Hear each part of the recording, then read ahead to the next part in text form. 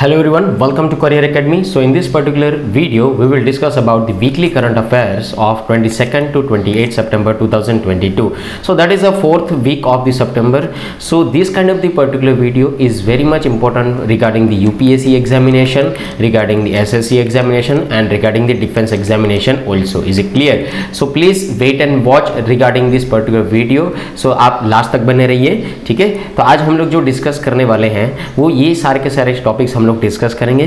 तो यहाँ पर ये चीज़ मैं कहना चाहूँगा कि ये जो सारे के सारे टॉपिक्स है ये हिंदू न्यूज़पेपर से फिल्टराइज किए गए हैं और यहाँ पर आप देख सकते हैं कि डेट वाइज यहाँ पर मैंने जो इंपॉर्टेंट टॉपिक्स है जो करंट अफेयर से रिलेट करते हैं उसको मैंने यहाँ पर रखा है, ठीक है। So PLI scheme for solar module that is came in the 22nd September 2022 from the Hindu newspaper. After that we will also discuss about the depreciation of Indian rupees. तो यहाँ पर 23 सितंबर 2022 के अंदर जो एक आर्टिकल आया था that is regarding the Indian economy also we can say that. तो यहाँ पर इंडियन रुपीज़ जो है वो डेप्रिशिएट हुआ है, उसकी जो वैल्यूज है वो कम हुई है, ठीक है, विथ रिस्पेक्ट टू और as compare to the US dollar. उसके बारे में हम लोग डिस्कशन करेंगे।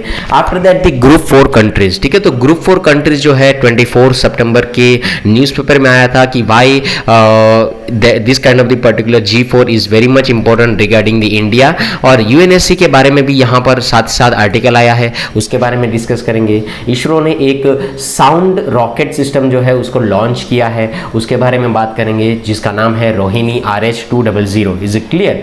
आफ्टर दैट यहाँ पर UNSC जैसे कि यूनाइटेड नेशन सिक्योरिटी काउंसिल, ठीक है। तो आपको लोगों को पता होगा कि भारत जो है UNSC के अंदर भारत जो है नॉन परमानेंट मेंबर के रूप में सामने आता है, ठीक है। तो ये चीज़ आपको पता होगी।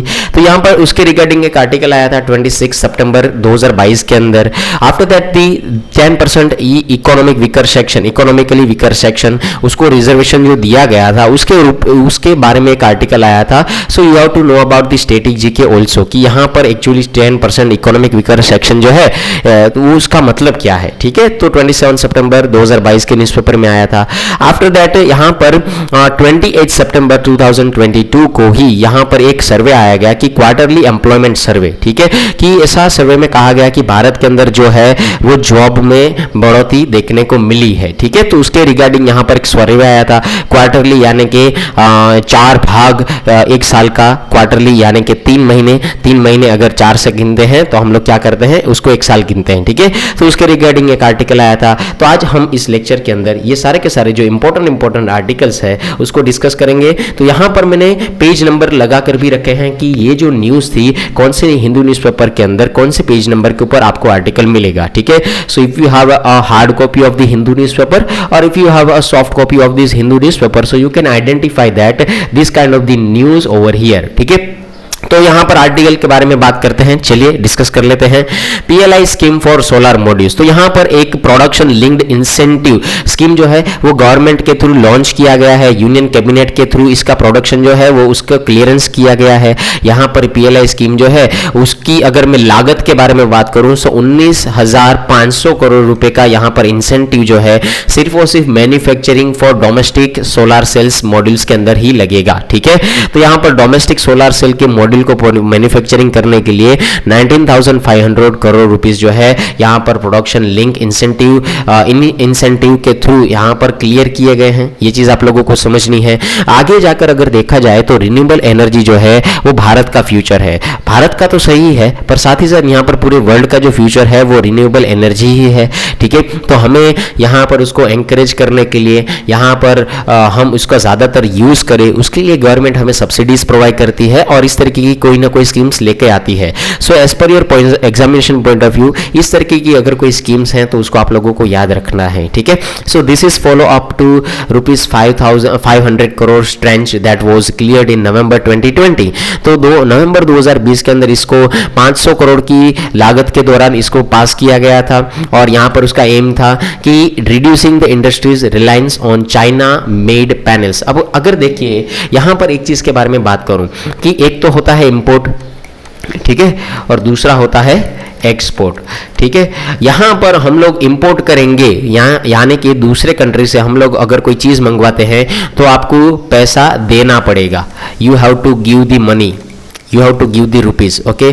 पर अगर हम लोग एक्सपोर्ट करते हैं तो हमें पैसा मिलेगा, यू कैन टेक मनी, ठीक है। तो एक्सपोर्ट में हमें प्रोडक्ट देनी होती है और पैसा मिलता है। इंपोर्ट के अंदर हमें क्या करना होता है कि प्रोडक्ट हमें चाहिए इसलिए हमें पैसा देना पड़ेगा, ठीक है। तो यहाँ पर इलेक्ट्रॉनिक मार्केट जो है, सोलर मॉड्यूल का जो मार्केट है पूरा का पूरा, तो वो हम लोगों को चाइना से परचेस करना पड़ता था। तो हमें चाइना इस तरीके की जो पैनल्स हैं, ठीक है, आप लोगों को पता होगा कि इस सोलर पैनल के अंदर सेमीकंडक्टर को यूज़ किया जाता है। तो सेमीकंडक्टर की 2020 के अंदर इतनी ज़्यादा यहाँ पर सप्लाई कम थी कि यहाँ पर उसकी डिमांड ज़्यादा होने की वजह से सप्लाई कम होने की वजह से यहाँ पर प्राइस उसके इंक्रीज हो गए थे। Is it clear? तो यहाँ पर कहने का मतलब ये है कि अगर हमें अपने देश को रिन्यूएबल एनर्जी की ओर मोड़ना पड़ेगा तो यहाँ पर हमें इंपोर्ट करना पड़ेगा, क्योंकि हमारे पास ये सारी चीज़ें यहाँ पर इंडिया के अंदर अवेलेबल नहीं है, इतनी मात्रा में अवेलेबल नहीं है कि हम लोग सारी की सारी चीज़ें जो है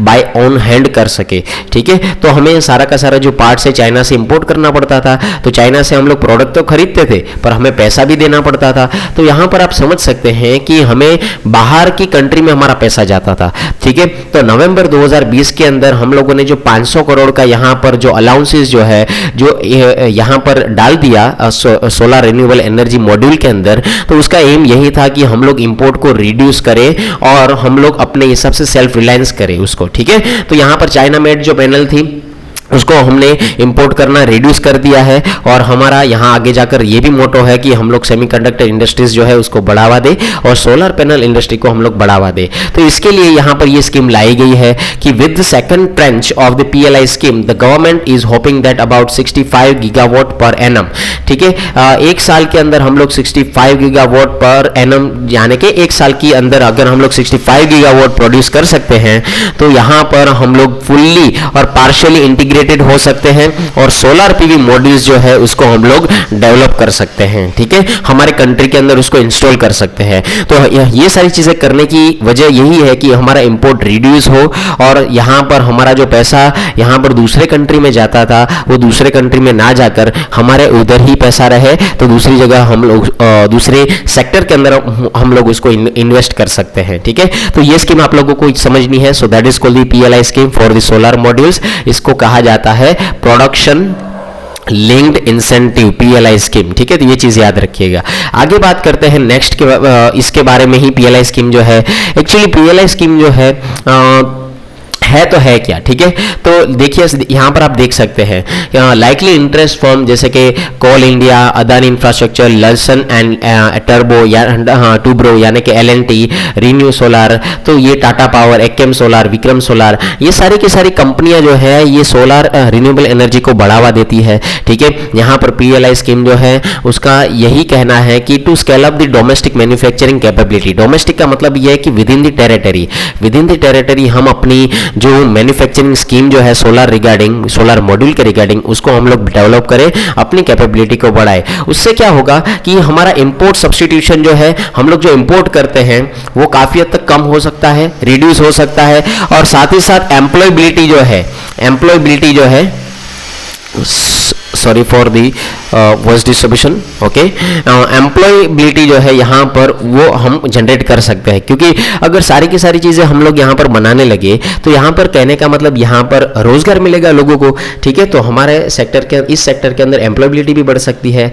तो यहाँ पर गवर्नमेंट ने 1.97 लाख करोड़ जो है इस सेक्टर के अंदर PLI स्कीम के अंदर और वेरियस सेक्टर के अंदर इसको इंक्लूड किया गया है, ठीक है। तो ये चीज़ आप लोगों को समझनी है। एंड एन एडिशनल एलोकेशन, जो दूसरा एक एलोकेशन दिया गया है 2022 और 23 के बजट के दौरान सोलर PV मॉड्यूल्स के हिसाब से, वो दिया गया है 19,500 करोड़ रुपीस, ठीक है। ये चीज आप लोगों को समझनी है।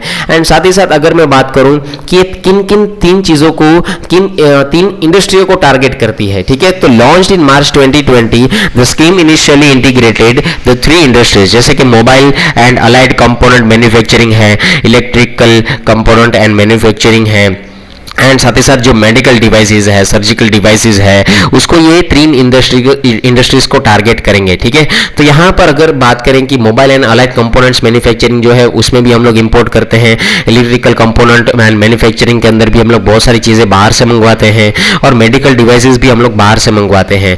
तो यहाँ पर हमारा पैसा जो है बाहर के कंट्री में जाता है, उससे हमें लॉस तो नहीं हो सकता, पर कहने का मतलब यह है कि हम लोग उस पैसा, अगर हम ये सारी की सारी चीज़ें खुद मैन्युफैक्चर करें तो हमारा जो बाहर पैसा जा रहा है वो ना हो, और बाहर पैसा ना जाएगा तो दूसरे सेक्टर में उसको यूज कर सकते हैं। तो ये चीज़ यहाँ पर बात की गई है। तो मार्च 2020 के अंदर इस स्कीम को इनिशिएट किया गया था, और इनिशियली 3 इंडस्ट्रीज को टारगेट किया गया था। आई होप आप लोग अच्छी तरीके से ये स्कीम समझ पाए हैं। आगे बात करते हैं डेप्रिसिएशन ऑफ इंडियन रुपीज। तो दोस्तों अगर मैं बात करूं कि ये जो आर्टिकल आया था, अगर मैं पहले जो $1 USD था वो 83.49 रुपीज के आसपास था। 83 तो कंफर्म था, 49 के आसपास था, 83 कंफर्म था, ठीक है। पर वो डेप्रिशिएट होकर $1 का जो प्राइस हो गया है वो 80 रुपीज हो गया है, ठीक है, 80 रुपीज। तो यहाँ पर हम लोग उसको थोड़ा बहुत कंपेयर करते हैं, उसको अच्छी तरीके से समझते हैं कि अगर रुपीज कम होने की वजह से, ठीक है, तो यहां पर डेप्रिसिएशन का एक्चुअली मतलब क्या है कि टाइम के साथ कोई भी चीज की वैल्यू अगर डिक्रीज होती है with respect to the time, यहां पर कोई भी चीज की अगर वैल्यू डिक्रीज होती है तो उसको हम लोग क्या कहते हैं, डेप्रिसिएशन कहा जाता है। उसको क्या कहा जाता है, डेप्रिसिएशन कहा जाता है। तो यहां पर थोड़ा बहुत कंपेयर कर लेते हैं। समझ लीजिए कि $1 का प्राइस सपोज 17 रुपीज है, ठीक है, और समझ लीजिए कि यहां पर $1 का प्राइस है वो 80 रुपीज है, ठीक है। तो यहां पर 70 रुपीज के अंदर 80 रुपीज से हो गया 70 रुपीज, तो उसके में कुछ पॉजिटिव एस्पेक्ट समझते हैं और कुछ नेगेटिव एस्पेक्ट समझते हैं। पॉजिटिव एस्पेक्ट में क्या होगा कि यहां पर हमारा एक्सपोर्ट बढ़ेगा, ठीक है।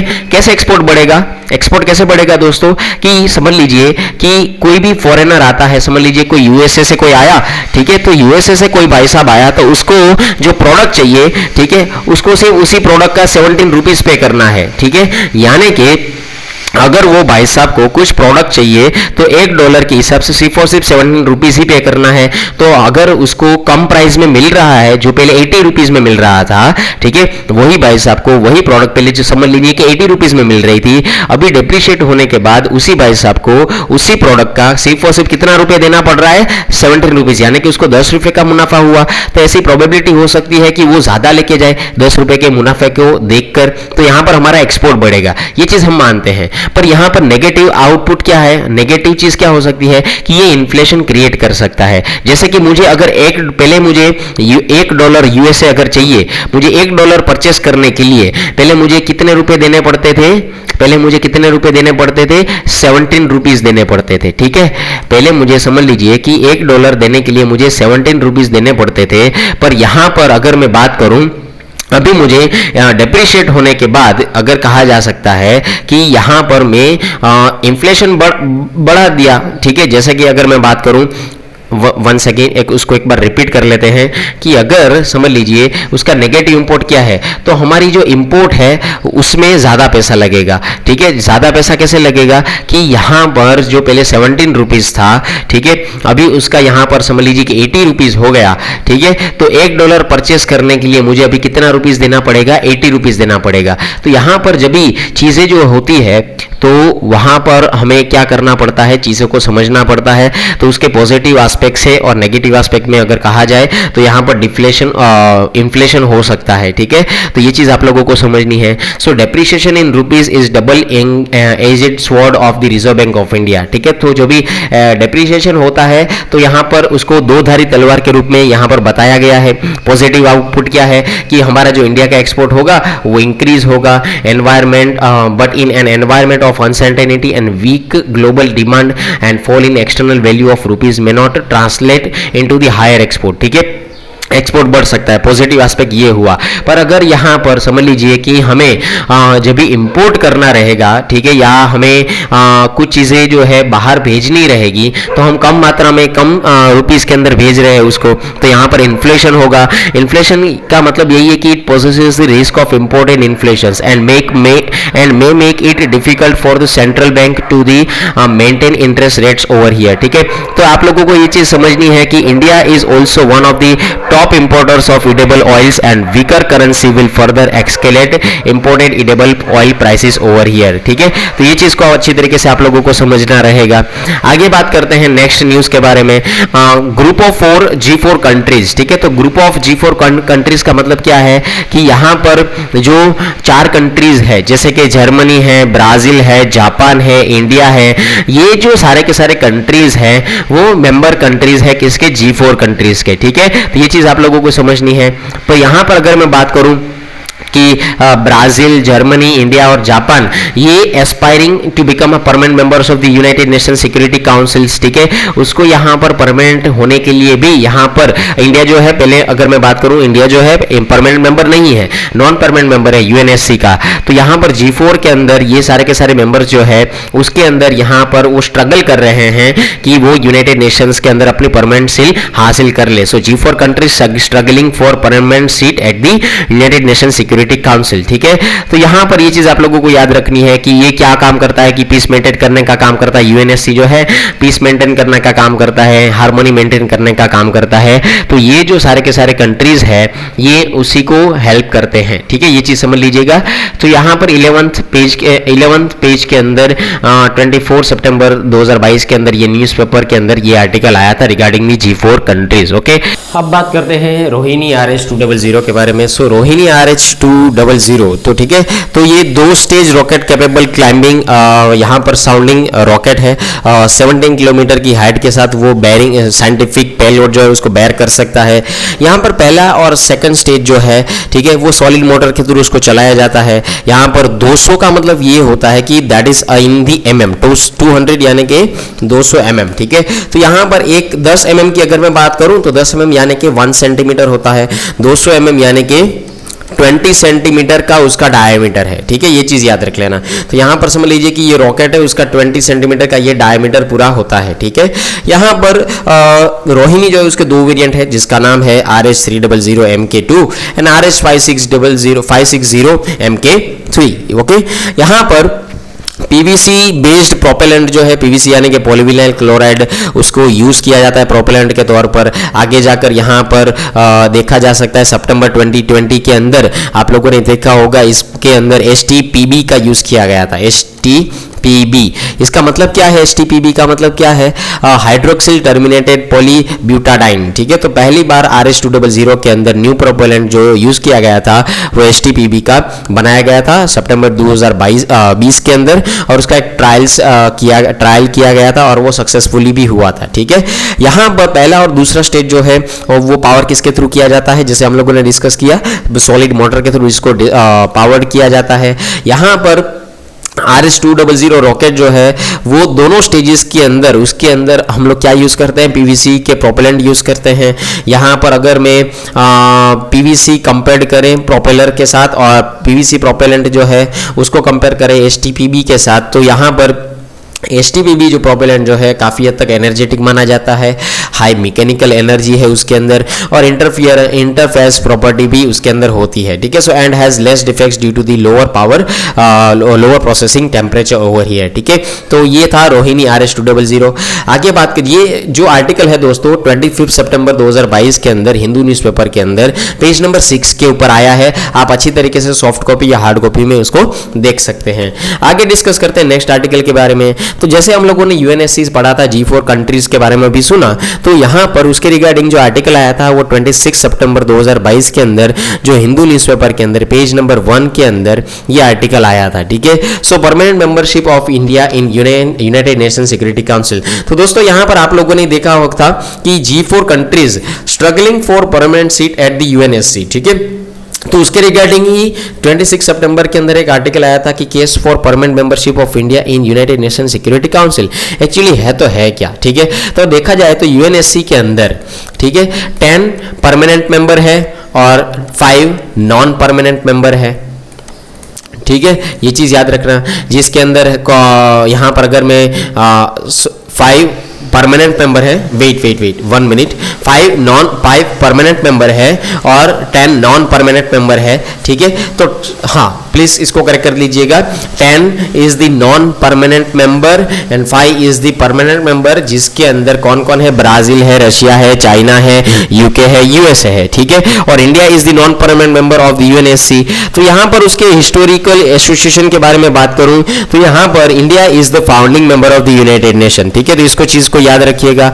India till now has been elected for the 8 terms over here, तो यहाँ पर उसको परमानेंट सीट मिलनी चाहिए, ऐसा कहना है इंडिया का। और साथ ही साथ यहाँ पर इंडिया जो है, India has almost twice the members of the piece keeper over here, ठीक है। तो यहाँ पर पीस कीपर के अंदर जो जो कंट्रीज है उसको P5 कंट्रीज के तौर पर सामने लिया जाता है। यहाँ पर इंडिया का अगर मैं इंट्रिंसिक वैल्यू के बारे में बात करूँ तो इंडिया एक तो सबसे लार्जेस्ट डेमोक्रेसी है वाला देश है, सेकंड मोस्ट पॉपुलस कंट्री के तौर पर से वो सामने आता है। जैसे जैसे टाइम जाता जाएगा तो यहाँ पर रिपोर्ट के अनुसार कहा जा सकता है कि इंडिया के अंदर ज़्यादा पॉपुलेशन होगी, so that is become a most populous in the world, okay. तो यहाँ पर उसके कुछ प्राइमरी रीजंस है जो परमानेंट मेंबरशिप को वो अलाउ कर सकते हैं, ठीक है, ये चीज़ समझनी है। And also India is one of the largest economies and fastest growing economies of this particular world.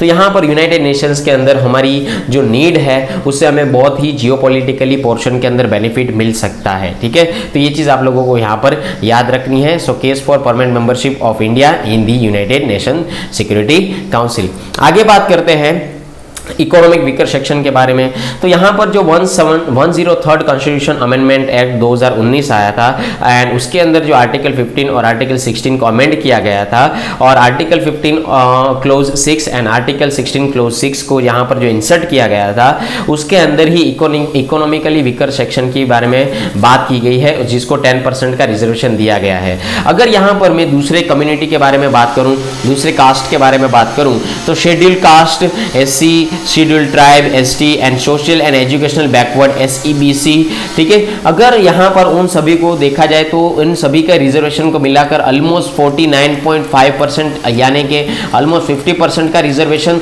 हो गया है। और एज पर द कॉन्स्टिट्यूशन यहाँ पर कहा गया है कि 50% रिजर्वेशन इन सारी कम्युनिटी को जाएगा।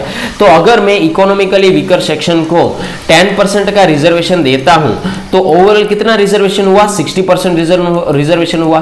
तो जो यहाँ पर 60% रिजर्वेशन हुआ तो ये तो एज पर कॉन्स्टिट्यूशन तो है नहीं, ठीक है। तो उसके बारे में यहाँ पर एक आर्टिकल आया था कि यहाँ पर आप ज्यादा से ज्यादा 50% ही रिजर्वेशन दे सकते हैं, यहाँ पर इकोनॉमिकली वीकर सेक्शन को रिजर्वेशन आप इंक्लूड नहीं कर सकते हैं। अगर इकोनॉमिकली वीकर सेक्शन को इंक्लूड करना होगा तो यहाँ पर इसके अंदर थोड़ी गिरावट करनी पड़ेगी, तो ही यहाँ पर 50% का जो आंकड़ा है वो मेंटेन हम लोग कर पाएंगे, ठीक है। तो उसके बारे में यहाँ पर बात की गई है। So it enables both centre and the states to provide reservation to the economically weaker section of this particular society. Guys ये जो आर्टिकल था ये आर्टिकल 27 सितंबर 2022 के अंदर हिंदू न्यूज़पेपर के अंदर आया था और पेज नंबर 5 के अंदर इस आर्टिकल को आप देख सकते हैं। दोस्तों आप मुझे कमेंट सेक्शन में ये भी बता सकते हैं आपकी क्या पॉइंट ऑफ व्यू है इकोनॉमिकली वीकर सेक्शन के हिसाब से, क्या EWS का कोटा होना चाहिए या नहीं होना चाहिए, ये कमेंट में मुझे आप बता सकते हैं और उसके कुछ लीगल प्रोविजंस जो है आप मुझे बता सकते हैं, ठीक है। तो यहाँ पर मैं आपके कॉमेंट्स के बारे में वेट करूंगा। आगे बात करते हैं नेक्स्ट न्यूज़ के ऊपर। तो दोस्तों 28 सितंबर 2022, ठीक है, हिंदू न्यूज़पेपर के अंदर एक आर्टिकल आया था पेज नंबर 14 के अंदर, जहां पर QES के बारे में बात की गई। अगर मैं QES के बारे में बात करूं तो QES एक्चुअली है क्या, क्वार्टरली एम्प्लॉयमेंट सर्वे, ठीक है, जो एक साल के अंदर 4 बार यहां पर उसके पिलर आप लोगों को देखने को मिल सकते हैं। क्वार्टरली यानी कि 4 टाइम्स 3 महीने का एक पिलर है, ठीक है, ये चीज याद रखिए, 3 महीने का एक पिलर है, so that is a quarterly.